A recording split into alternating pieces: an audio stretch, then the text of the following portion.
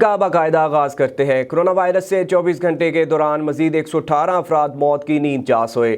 جاں بحق افراد کی تعداد 18,915 ہو گئی ہے۔ ملک بھر میں 3,785 نئے کیسز سامنے آئے ہیں۔ کرونا کی تیسری لہر کی تباہ کاریاں جاری ہیں۔ وائرس سے مزید 118 افراد موت کی کھائی میں جا گرے۔ 24 گھنٹے کے دوران 40,736 کرونا ٹیسٹ کیے گئے، جن میں سے 3,785 افراد میں وائرس کا انکشاف ہوا ہے۔ کرونا سے متاثرہ افراد کی تعداد 8,58,026 تک پہنچ گئی، جن میں سے 4,903 مریضوں کی حالت تشویشناک ہے۔